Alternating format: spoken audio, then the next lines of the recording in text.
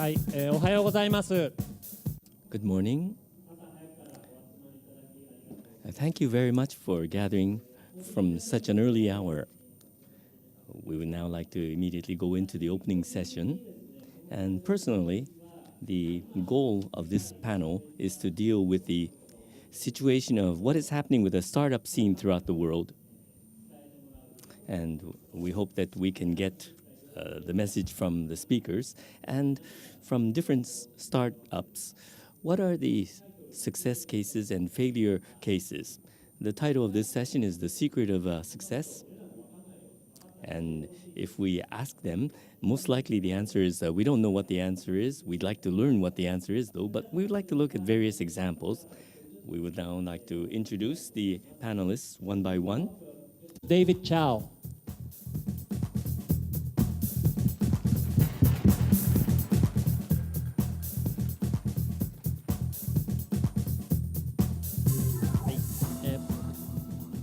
Mr. David Hornik.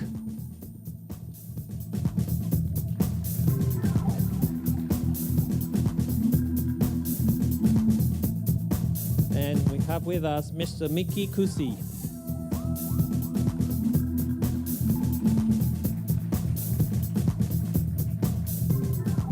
And Mr. Scott Stanford.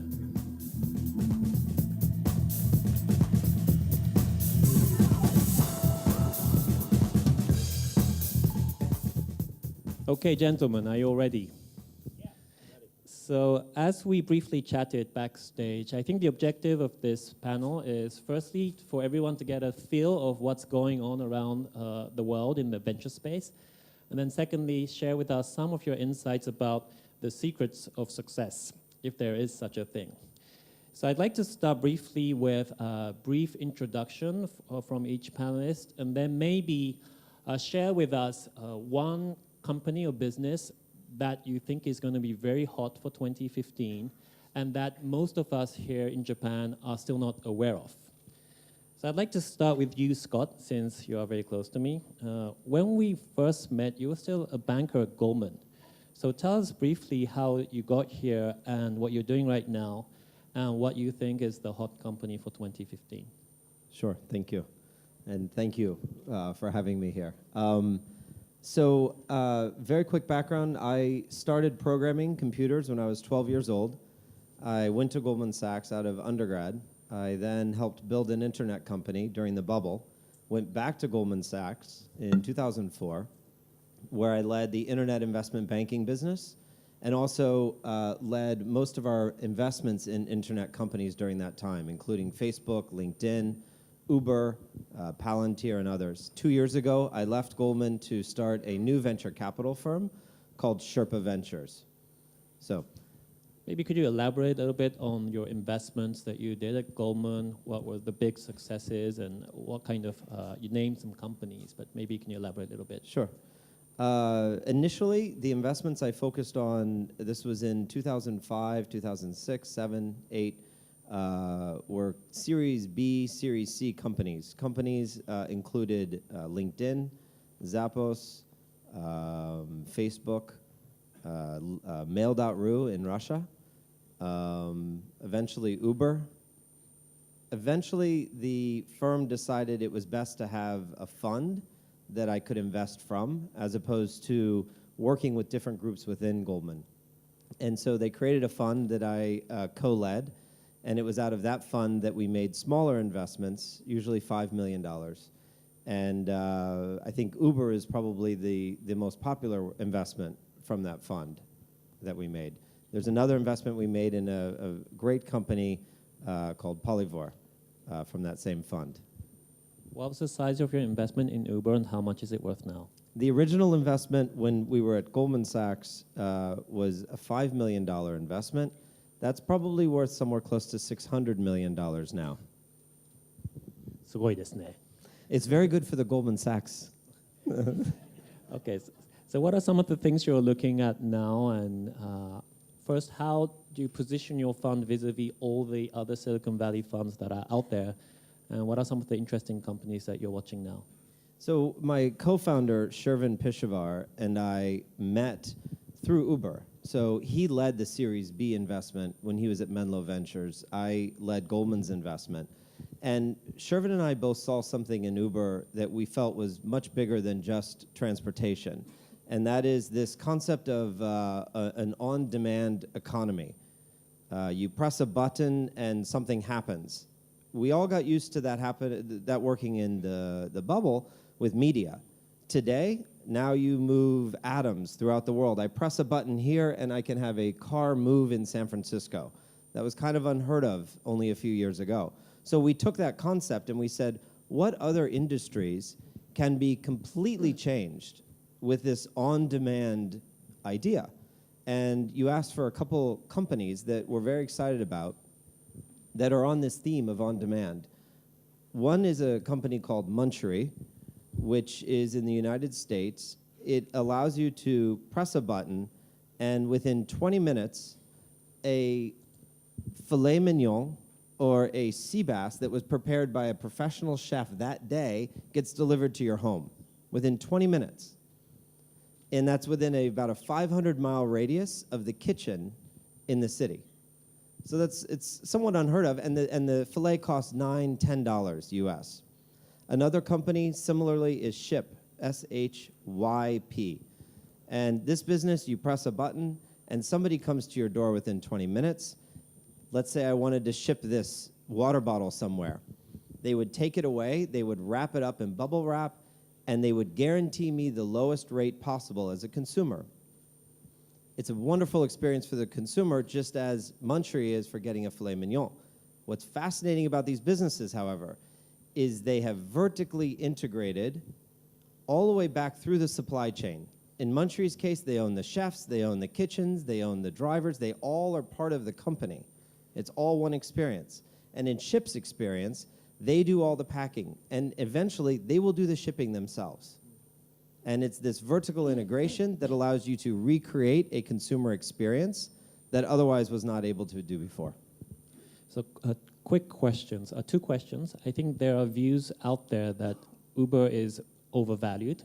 Can you justify why Uber is worth, how much is it worth? 40 billion? The last round was 40 billion. 40 billion. Can you briefly comment on that as an investor? And then secondly, I thought that vertical integration business model is somewhat different from the shared economy idea, which is more integrating diversified ownership or businesses. So can you comment a little bit on that? Yep. On the Uber valuation, needless to say, we've obviously seen the numbers and seen not only the consolidated financials, but more importantly, the unit economics and the metrics of usage. And I can say that in my entire experience in 30 years in technology and many of those years advising and investing, I have never seen a business with negative churn like this. I've never seen a business where consumers engage so many times every week. It's quite remarkable. And there are marketplace effects of supply and demand that if you can create liquidity in that marketplace, it's very, very difficult to replace it. So from a valuation perspective, if you recall, Facebook did a private round at 40 billion. That was the round that Goldman Sachs led. Alibaba did a private round before their IPO. This feels very similar, somewhere kind of in that zone. And both of those investments were obviously quite positive for the investors. The second question you asked? Vertical integration. Yeah. You asked about the sharing economy versus on-demand economy. Two very different concepts. Sharing economy is something like Airbnb. It's a capacity utilization play. I have extra capacity in the system. We can share that. On-demand is very different. On-demand is a very simple concept, and that says press a button and something happens. What that really means is the consumer experience has been changed radically that allows for the creation of a new brand. And there are certain times in trends that allow us to create new brands. The internet created new brands in the bubble in media. And today, we believe new brands can be created in e-commerce. So the vertical integration is just really an opportunity to control your own destiny and not be subject to suppliers.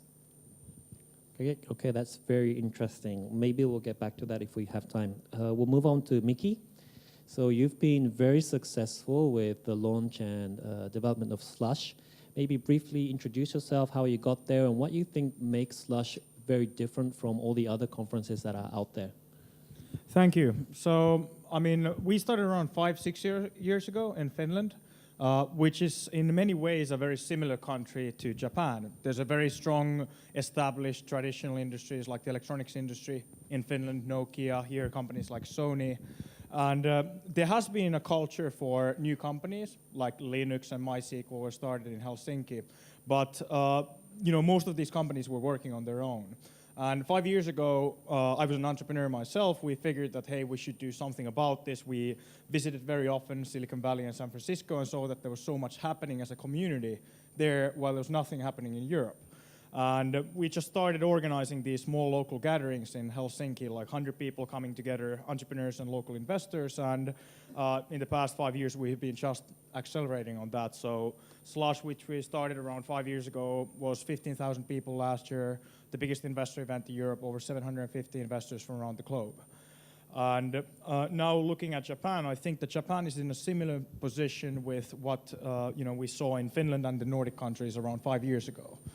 That these traditional industries, people are starting to wake up that we need these new kind of technology companies. People are starting to look outside the country borders, not just at the domestic market.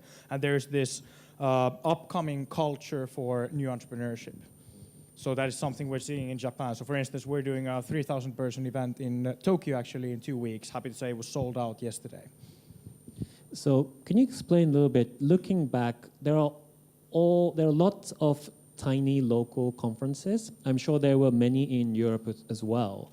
What is it that made Slush so different from others that it's a conference that everybody wants to go to?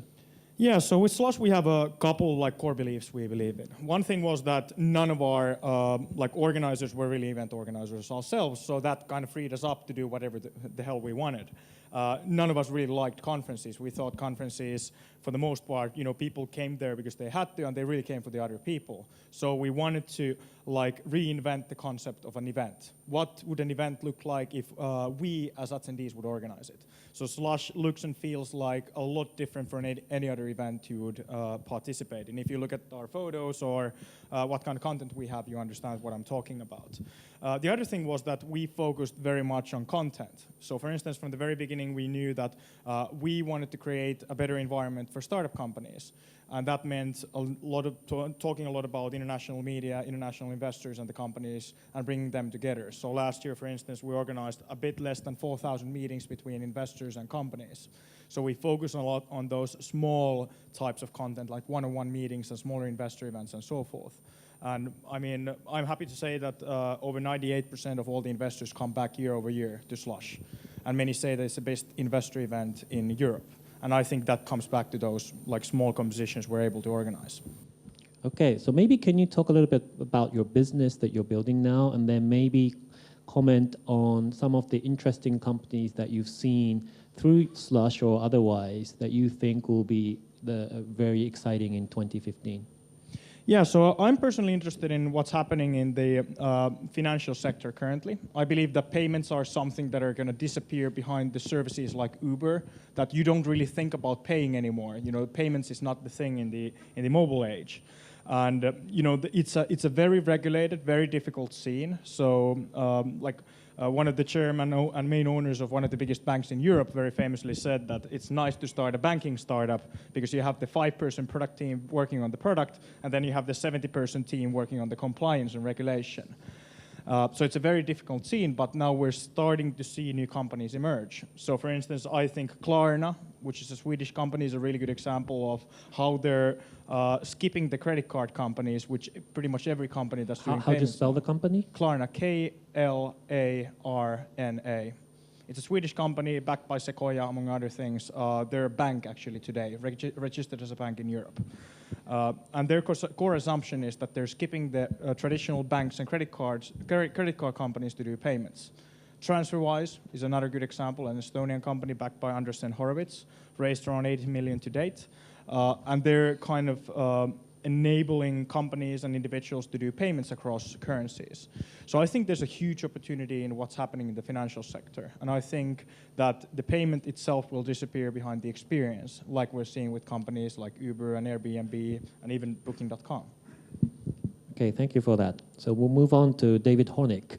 So briefly introduce yourself and tell us some of the exciting companies that you're watching now. Sure. Hi, I'm David Hornik. I actually started out my career. I went to the university to study computer music. Computer music is the combination of computer science and music. It qualifies you to neither be a computer scientist or a musician, so I needed to do something else. I then went to law school and got a law degree. That qualified me, unfortunately, to be a lawyer. And so then I luckily ended up starting to work with startups. I had gone to Stanford University in Silicon Valley, and I came back to be a lawyer in Silicon Valley, and I started working with startups, and suddenly I found that they were truly amazing. That my experience before that had been working with big companies, and as the lawyer, you do little pieces of very big things, and always felt disconnected from the thing that company was producing.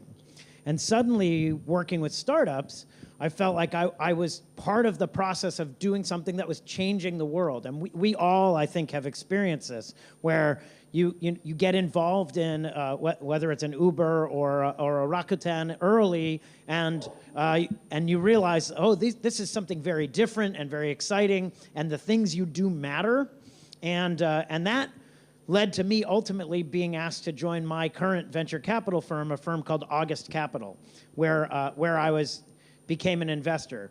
Now, I joined August Capital in June of 2000, and that is exactly when the economy went in the United States became terrible, and everything was losing money, and so it was in some ways a very hard time in the venture capital industry. But it gave me lots of time to look at companies and think about companies and what would be successful, and invest in things that might change the world 10 years from now, as opposed to the things that were happening at this very moment. And that has been very exciting. So one of those companies I invested in is an enterprise company called Splunk, and Splunk is the poster child for the big data world. But when I invested in Splunk, there was no one talking about big data. All this team was doing was building a search engine to help you figure out what was happening in your machines, to figure out why they were broken or why someone was breaking in. And by thinking long-term and building a long-term business, Splunk was able to build something meaningful, and today it is nearly a $10 billion public company, and every major company is using Splunk to help protect their business, to help figure out what's broken, et cetera. So I think the venture capital industry is incredibly exciting because you get to touch companies very early and help them transform the world. So what were the investment rationales when you participated in Splunk, the future that you foresaw back then? I think there's lots of cases when people believe in the buzzwords and the big future, and it never happens. And I think with Splunk, it is an example when it has actually happened. So can you briefly reflect back then how you viewed the company and the potential and how that's unfolded now? Yeah, I think if you get caught up in themes and buzzwords, you will make bad choices, right? So my firm we don't have any expectations. We don't start the year thinking we want to invest in a Bitcoin company and we want to invest in a sharing economy company. We say, I wonder what amazing entrepreneurs are going to come in and tell us about something we had never thought about before. And so in the case of Splunk, 3 very smart founders came in and said, over the last 15 years, we have built computer systems, and when they break, it's very hard to understand what's happened. And in that same period of time, the way that we personally get information is you go to Google and you search in Google for information, and it helps you discover where to eat or what's the right car to buy. And so we're going to combine this idea of search with this idea of taking all these log files to figure out what's broken and create a better system for fixing broken systems. And I didn't go into that meeting thinking, I can't wait to find a system that will allow us to figure out what's broken. That was not something I thought about. But when they presented it, I thought, that's an incredibly smart approach to fixing the problem we have today. And so I funded them. And that's frankly how we fund every company. We've funded companies that are car sharing, a company called Relay Rides. Well, in this sharing economy, it makes sense. You have all this money spent on a car that sits idle for the vast majority of the time you own it. Why not allow others to then rent that car and drive it and pay you for the time your car is idle? We have companies that are rethinking how books and reading take place. We didn't go into the year thinking, I wonder what's broken about reading, and yet we met with a company called Wattpad. It's WATTPAD, and it's an online reading experience that teenagers are spending more time reading on their mobile phone than they will ever read books. And now there are, the consumers of Wattpad are spending more than 10 billion minutes reading on their mobile phones. That's an amazing change, but it wasn't something we were looking for. It was just something that great entrepreneurs created. So our view is entrepreneurs are the people who will come up with the things that are transformative and change the planet. We just have to be willing to listen and hopefully recognize, oh, that's amazing, we should invest there. So amongst those exciting businesses, what's your top pick for 2015? Well, the thing that's interesting is we invest very early. So we're typically the first professional investors in a company.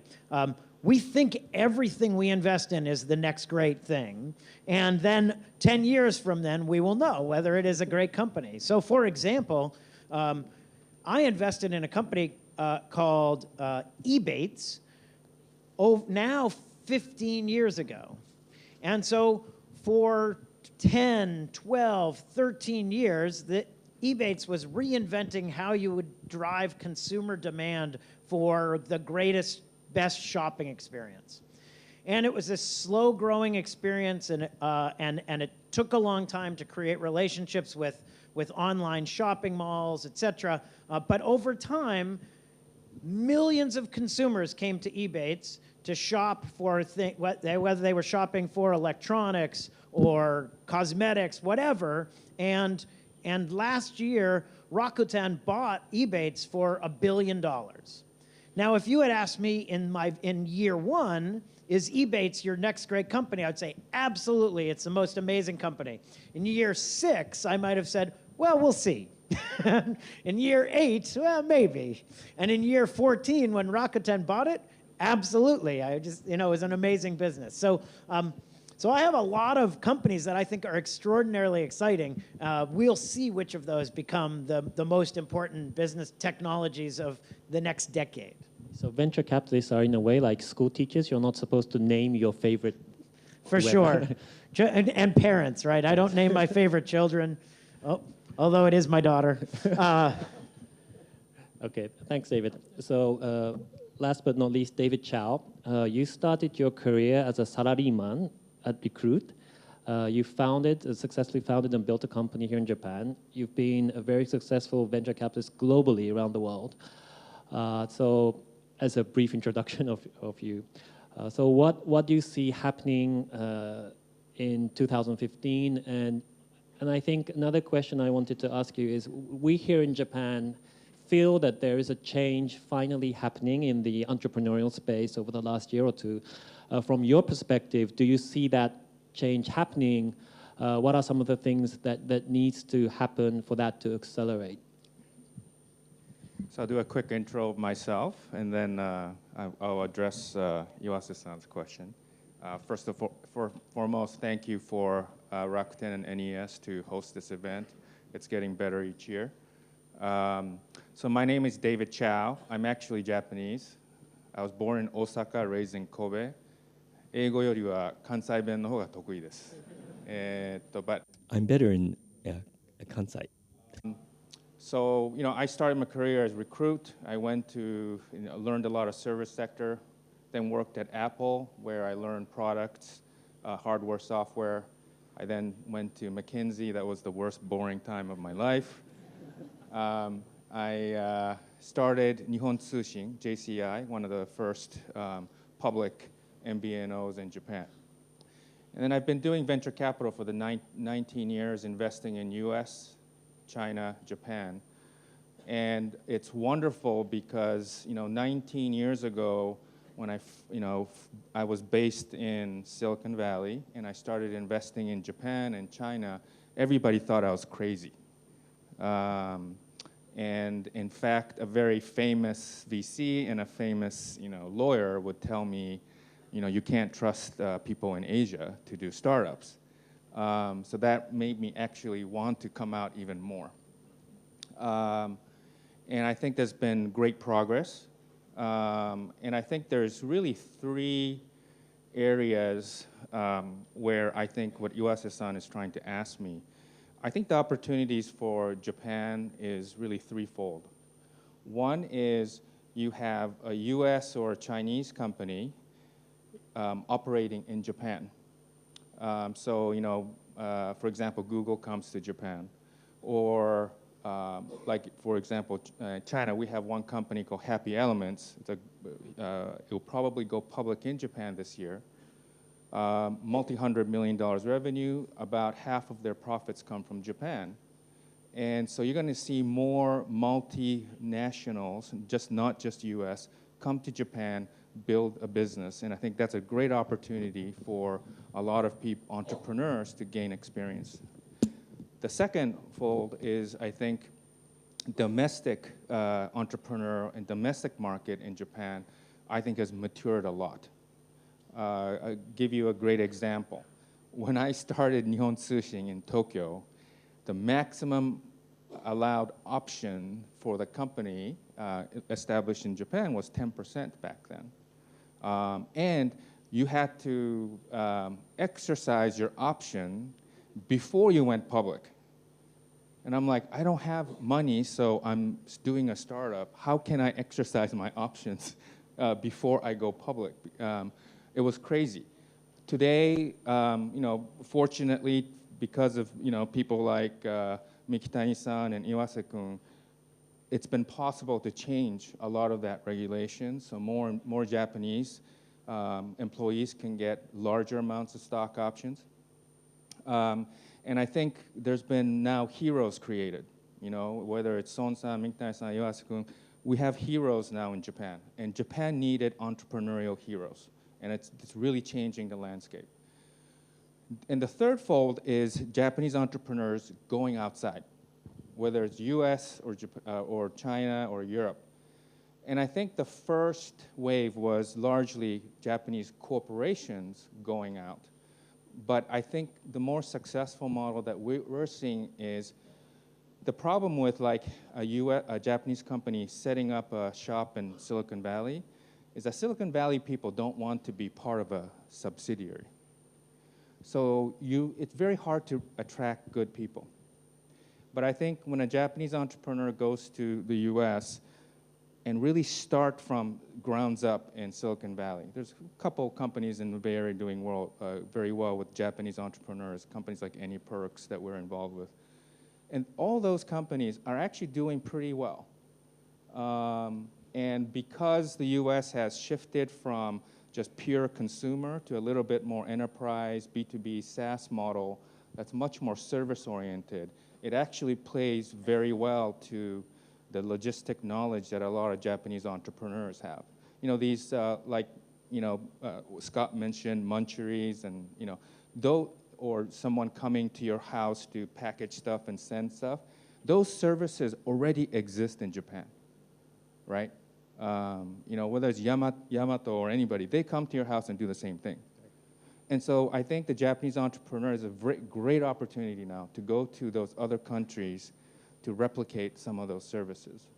So I think those are the three areas that's very important. So to your first point, would your advice for aspiring wannabe entrepreneurs as a career option is if there's an interesting international startup that's operating here in Tokyo, dive in and take a look what it's like to work at a startup? Would that be an advice?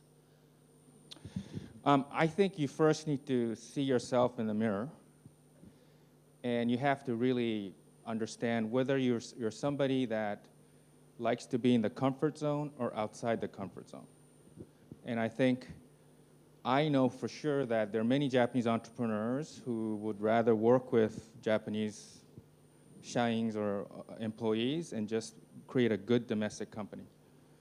There are others that, the kind of Silicon Valley model or the Beijing model where you have diversity and you're willing to go outside. And I think there's two personalities. We found that each one has its own pros and cons. And so I think you have to look at yourself in the mirror. And I would prefer if the Japanese entrepreneur leverages the diversity that's out there today, hiring engineers from all over the world. If you look at Silicon Valley companies today, a lot of the development is done either in India, China, or Eastern Europe. Their sales office are in Beijing and Europe. And so I think Japanese entrepreneurs should embrace that diversity more. But I also understand if you want to just be a domestic company and do really well, just being domestic is okay too. I mean, we have one company in Japan called Free that's accounting SaaS. They're doing spectacularly well. They don't have to worry about international. We help them by bringing corporate business development with Amex and all that, but that's all pure domestic. So, I don't think there's a hard rule.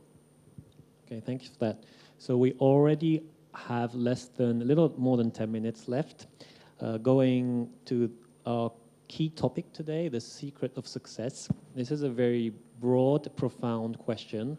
I'm not going to narrow it down to any specific questions. So 2 minutes each. Tell us your secret of success. Scott. So I think I misread the program. I came to learn what the secret of success is. So I was hoping that's what I would get out of this. David and I were joking. We'll tell you in about 10 years. I guess the way I think about it in now a minute and 30 seconds, think of a triangle. And on each point, there's something that has to be there. One is passion. If you don't have passion in your heart to do something, you won't succeed. You have to be ready to fail and fail and fail in the pursuit of that dream of yours. And if you don't have it, then you're missing a key part of the triangle. The second thing is timing. You can have an amazing idea and you can be ready to play, but if no one else is on the field, it's not a very interesting game. So make sure your timing is right. And number 3, the ecosystem.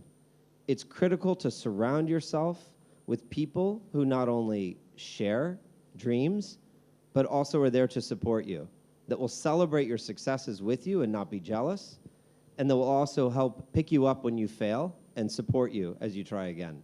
I think those 3 things are absolutely critical. Friends, ecosystem friends? Absolutely. At least you see it in Silicon Valley, the social ecosystem of the founders being together, especially in that very early stage. As you grow and you become more successful, maybe things like jealousy and other things might kick in. But at that very early stage, absolutely critical to surround yourself with people that can support you. Great. Thank you. Miki.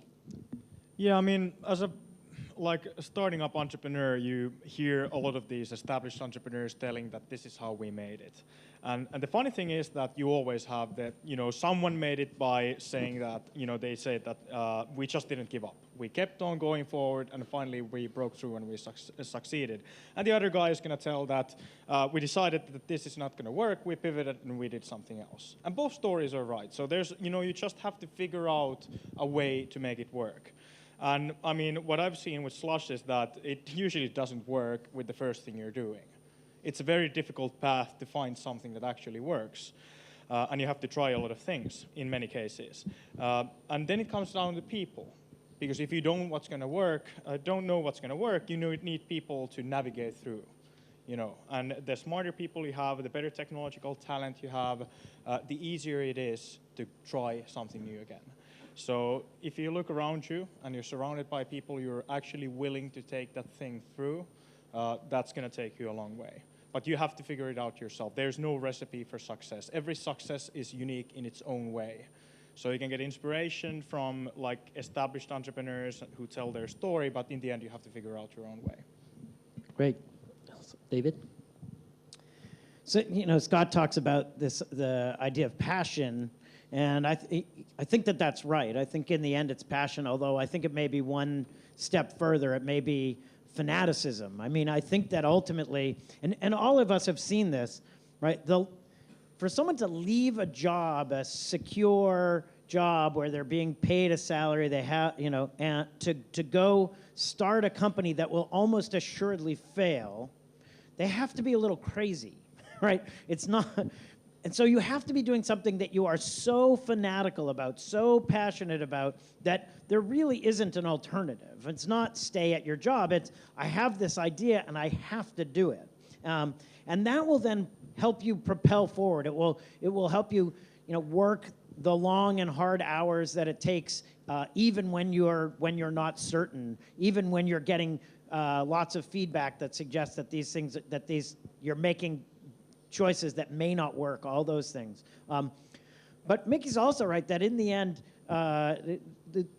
there's a contradiction, right? Because you have to be a fanatic. You have to be certain of what you're doing and run forward as fast as you can. But you also have to listen and understand that maybe you're making different choices and you should get lots of feedback and, going this way isn't the answer. I have to turn this way, etc.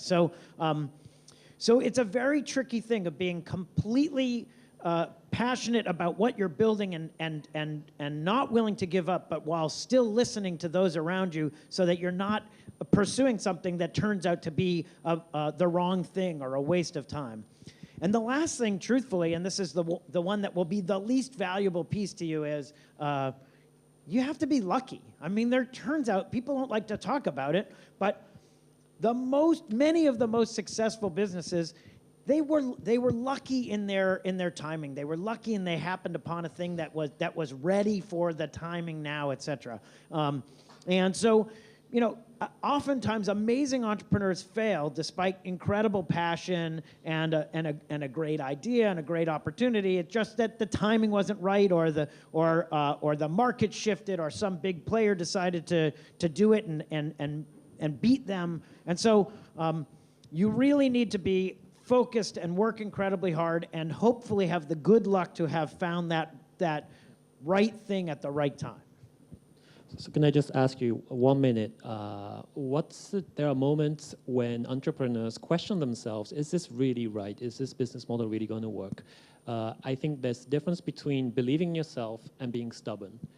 Being flexible, but really having that fanaticism that you don't listen to anyone. What is it that differentiates those two? No, I think that's exactly right. I think if no single person, no part of your ecosystem suggests that you're doing something that makes sense, then you probably are not, right? On the other hand, we've all seen that if everyone tells you you're doing something right, it's probably not that interesting, right? If everybody knows, then you're not going to build an amazing and transformative business, right? And so companies like Uber are experiencing this, where there are lots of people who think this is a very bad idea or not fair or all of these things, and yet there are also all sorts of people who are voting with their phone and saying, come pick me up, right? So you need some people and some companies and some entrepreneurs and some employees who are saying, this is a great idea. If no one is, then you might want to reconsider. Okay, David, bundle your comment with a message and advice for Japanese entrepreneurs and policymakers and people in the internet entrepreneurial ecosystem here in Japan. So I think the two ingredients for success, I think one is hire somebody smarter or better than you in some area. The biggest mistake a lot of entrepreneurs make is they forget that A's hire B's and B's hire C's, okay? You got to keep hiring A's. The ones that are successful, it's the ones that have the ability to keep hiring A's, and you don't go down this A to B to C. That's the first ingredient. The second ingredient is what I call flexible conviction, right? You have to have conviction and run, but you have to also have the agility to move with the market. And I think that is best exemplified when, when you look at, I'll talk about a couple case study here. You look at a company in our portfolio in the US called SoFi, Social Finance. They just did a round at over $1 billion. And they are already half the size of Lending Club. But there were already probably 200 small student loan providers. But they did one thing different, right? They had the conviction that if they provided a P2P lending platform using alumni network, that this will be different. And even though it's a market that's been tried many times, you do one thing right sometimes and it goes. And that's, I think, what Dave Hornik was talking about, the luck. Sometimes it takes that one conviction, method, or differentiation that ignites, and you have to be able to find that and find that quick. And this appears in very different arenas. If you're a gaming company, right, you're trying to find, you're not only trying to make a good game, but you have to find the best customer acquisition channel, fast and quick.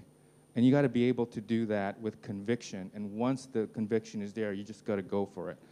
And I think those two ingredients are very, very important for an entrepreneur. I see a lot of successful ones do that.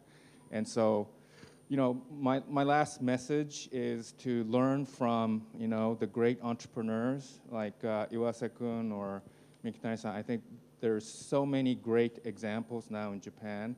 Learn from them and do something different with conviction and always hire great people. And you can't go wrong. Thanks for that. So I'd like to wrap up this session. I think some of the key words that appeared in the closing comments, so passion, flexible conviction, even fanaticism, 熱狂すること. I think that's a very strong word. I think that's what we really need. And also ecosystem. I think the objective of this conference, when it was first created 3 years ago, is to invite not only entrepreneurs, but people from large corporations, media, government people, policymakers, so that we can truly create an ecosystem that encourages and supports and celebrates successful entrepreneurs. So I hope that today and tomorrow will be 2 days that will meet those objectives. And I hope that everybody here will have a very interesting, educational, inspiring 2 days. With that, I'd like to close this session. Please give a round of applause to our great panelists.